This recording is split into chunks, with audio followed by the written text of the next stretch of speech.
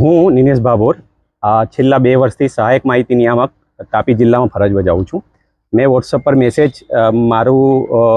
મને લાગી આવતા મેં મેસેજ કર્યો હતો, પણ છેલ્લા 9 મહિનાથી મને મેન્ટલી ટોર્ચર કરવામાં આવ્યો છે.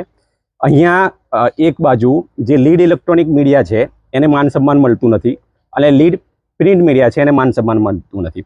અને જેઓ પેપર નથી છાપતા અને પ્રિન્ટર ગેરકાયદેસર ચલાવે છે, અને જેઓ બીજેપી મીડિયા કન્વીનરનું પદ લઈને ફરે છે, જેઓ બાર ક્રિમિનલ કેસ ચલાવે છે, ઓન પેપર છે, એવા લોકો મારા વિરુદ્ધ અરજી કરે છે.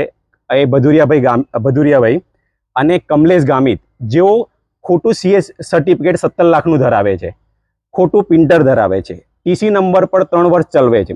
આવા તો અસંખ્ય પેપરો સુરત આખા દક્ષિણ ગુજરાતમાં ચાલે, પણ હું તાપી જિલ્લાની વાત કરું તો 8 પેપર એવા છે જે ડી બ્લોક એટલે કે જે પેપર છાપી જ ના, છતાં પણ એમાં અધિકારીઓ જે તે બિલ્ડરને દબાવવાની વાતો કરે છે. TC નંબર પર ગેરકાયદેસર ખંડણી એટલે RNA એ બ્લેકલિસ્ટ થયા હોય કે ડી બ્લોક થયા તો બી છાપવું. અને અહીં એક સંગઠન જે બીજું જે સાચા પત્રકારનું સંગઠન, તેઓએ આવેદનપત્ર આપ્યું હતું. એના પછી આપણે એને રિમૂવ પણ કર્યા હતા, પણ એ લોકો ખોટી અણસમજ ના કરે મારા પર 25 કરોડનો માનહાનિ કેસ કરવો, મારા વિરુદ્ધ અરજી કરવી, મારી ગાડીનો પીછો કરવો, મને મારી નાખવાની ધમકી આપવી, એવું બધું કાવતરા કરી ચૂક્યા છે.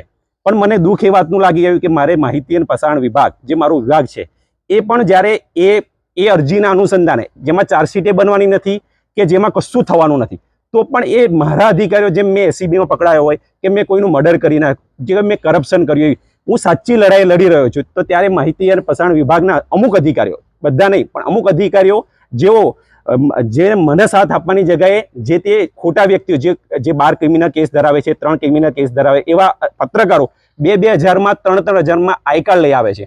એ દિલ્હી બોમ્બેનું કે કંઈ બી અહીં ગુજરાતમાં એનું પેપર ના હોય, અને YouTube વેબ ચેનલ ચલાવીને રેસલ તાપી જિલ્લામાં તમામ અધિકારીઓને ખંડણી માગે છે, પણ કોઈ અધિકારી ખુલીને બોલતું નથી.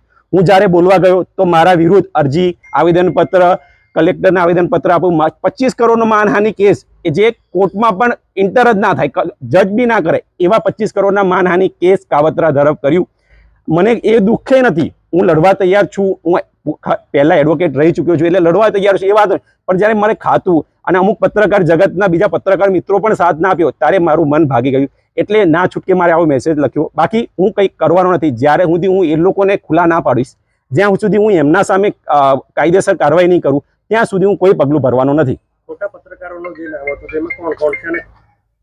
એમાં ખોટા પત્રકારોને કમલેશ ગામિત છે, પછી સુનિલ ગામિત છે, પછી એવા 8 પત્રકારો છે જે ખોટા પ્રિન્ટરો ધરાવે છે.